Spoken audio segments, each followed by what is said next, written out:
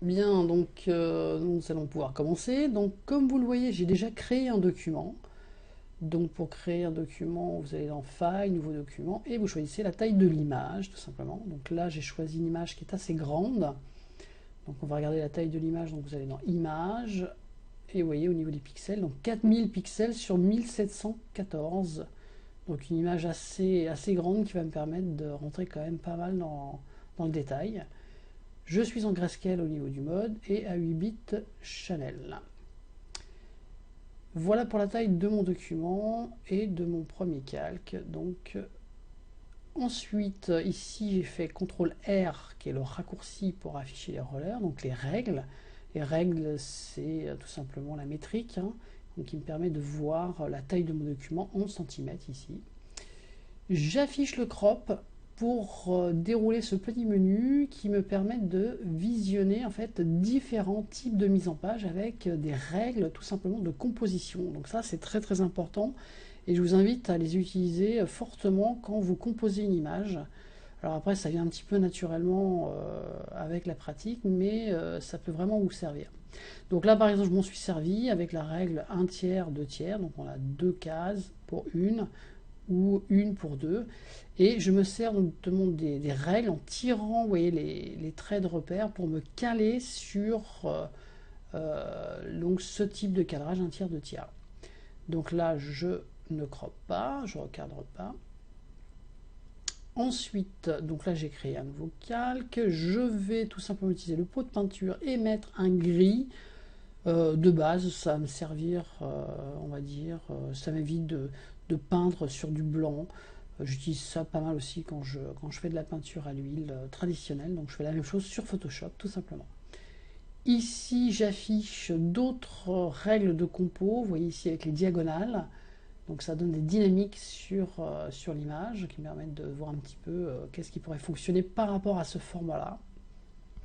Les triangles, donc vous voyez un enchaînement de triangles qui me permettent aussi d'avoir des dynamiques toujours pareilles et des règles de composition qui fonctionnent.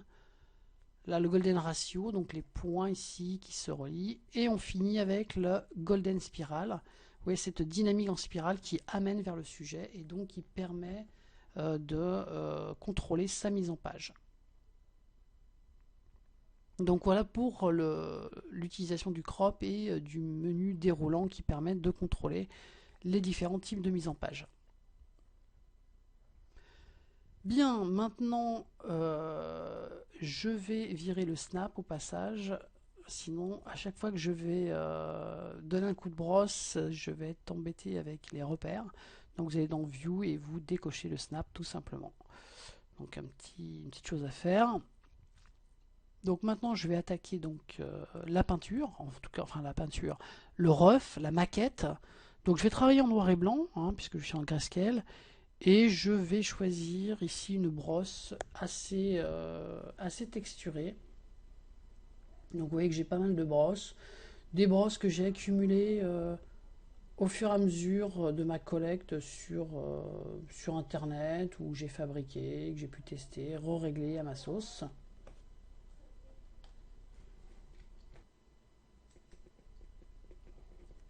Donc là l'objectif ça va être de trouver des formes tout simplement. Donc je n'hésite pas à laisser un petit peu des accidents se produire en fait, tout simplement.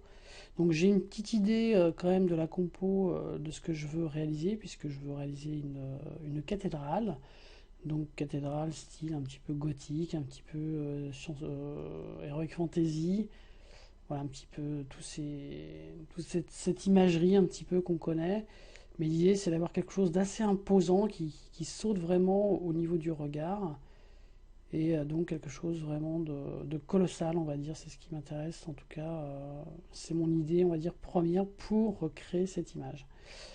Au passage, donc je pense toujours aussi au plan, c'est un truc qui est important, mais au moins d'avoir trois plans, voire plus dans une image, c'est assez vital pour aussi créer de la profondeur. Donc là on a un premier plan par exemple sur le côté gauche, un rappel sur le côté droit. Après, par exemple, ici au centre, donc la grande cathédrale qui viendra ici, et puis derrière, pourquoi pas, donc des montagnes, etc., du décor. Voilà un petit peu mon idée première, on va dire, pour la réalisation de cette peinture. Donc dans cette technique de recherche de forme, donc j'utilise cette brosse-là, j'aurais pu éventuellement en utiliser une autre, mais j'aime bien ce côté un petit peu texturé, qui me permettent déjà de créer un petit peu des accidents, des formes un petit peu aléatoires, et qui peuvent éventuellement me guider après par la suite pour tout simplement générer d'autres formes. Donc ça, c'est une des techniques qu'on utilise beaucoup, en tout cas moi j'utilise énormément, c'est-à-dire de générer de la forme abstraite pour justement générer ensuite de la forme figurative. Donc maintenant, on va commencer, maintenant que j'ai mis les premiers coups de brosse, on va dire, de cette image. Là, mine de rien, j'ai déjà composé une image. Donc évidemment, c'est très abstrait ce que vous voyez, mais si vous avez un petit peu d'imagination, en tout cas vous savez où vous allez, moi je vois à peu près ce que ça va donner. Donc là, à ce niveau-là, je vais commencer à tout simplement construire la perspective. Donc parce que très vite, je vais avoir besoin en fait de lignes de fuite pour m'aider à construire correctement, on va dire, l'édifice, hein, puisque c'est de l'architecture, donc il y a des lignes droites automatiquement, il y a de la perspective.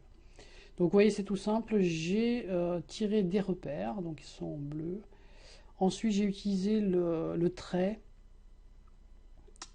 ici du menu en dessous la flèche, où vous avez les shapes, les formes vectorielles, et je me suis mis en pixels. Vous voyez, en haut, je suis en pixels, en dessous d'edit. Ça, c'est important, sinon vous allez vous retrouver avec plein de formes qui vont se créer dans vos calques. J'ai choisi 3 pixels de taille, de trait, et je me suis mis en blanc, tout simplement. J'ai activé le snap. Cette fois, je l'ai réactivé pour que justement, quand je tire mon trait, je suis tout de suite collé sur la rencontre des deux segments, hein. Donc ça, c'est un truc qu'il faut faire. Et là, bah, tout simplement, je tire mes traits pour construire ma perspective, vous voyez.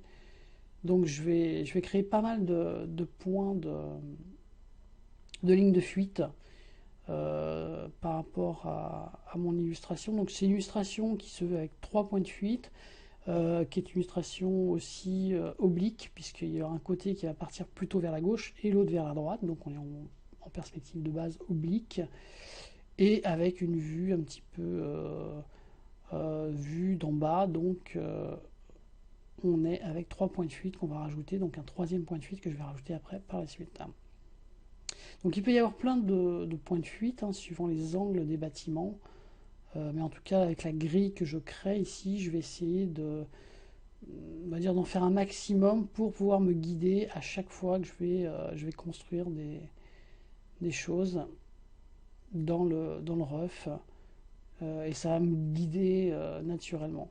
Alors il existe des brosses directement avec ce type de construction, de dessin, donc de ligne de fuite. Bon, moi personnellement, ça ne me gêne pas de reconstruire le truc vite fait, oui, c'est très rapide. Petite astuce ici, j'ai doublé mon calque et je l'ai flippé, donc automatiquement j'obtiens l'autre côté. Donc ça fait gagner un petit peu de temps. Donc c'est pas très long, vous voyez, à faire, mais indispensable pour pouvoir bâtir après tout ce qui va venir et qui va me guider.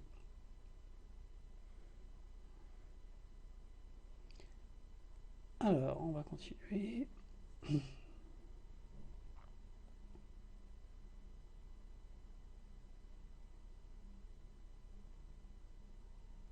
Donc là, je repère un petit peu ma base, on va dire, d'autres lignes qui vont me servir. Donc là, c'est pas facile parce que c'est un peu abstrait comme construction, vu que c'est juste quelques tâches, on va dire, de coups de brosse.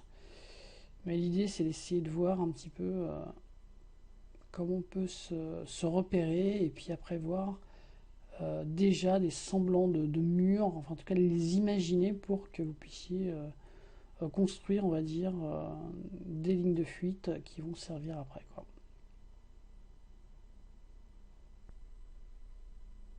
Donc voilà, donc là je continue à tirer mes lignes tout simplement. C'est assez rapide, je double mon calque.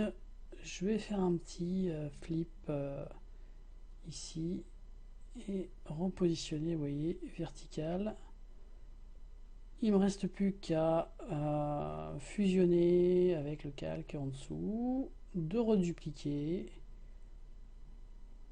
et de refaire cette fois-ci un flip horizontal et de déplacer donc, vous voyez, les lignes de fuite très rapidement.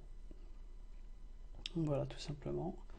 Donc pareil, je fusionne et je me retrouve, vous voyez, déjà avec pas mal d'indications, pas mal de lignes de fuite qui vont me servir justement à construire pas mal de choses, en tout cas à me guider dans la réalisation du concept. Ici, j'utilise l'outil crop pour venir tout simplement allonger et grandir le format parce que je vais construire encore des lignes de fuite. Et donc du coup, j'ai besoin tout simplement d'un point. Vous voyez, donc là, on ne va pas se tromper de calque, on va le faire en dessous. Voilà, donc là, j'ai juste rempli en gris. Je prends un autre calque que je crée en cliquant sur la petite icône en bas, vous voyez, et je vais tout simplement tirer en me servant un petit peu de l'idée de mon sketch pour créer la dynamique de du troisième point de fuite. Hein. Voilà, donc là, suite à ça, je tire mes règles. Automatiquement, elles s'affichent toutes.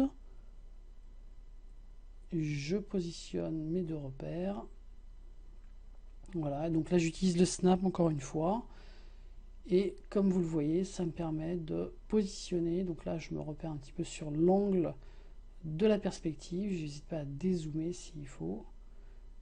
Et même à réagrandir, vous voyez ici, le format, si ça ne fonctionne pas. Là, je suis peut-être un petit peu court.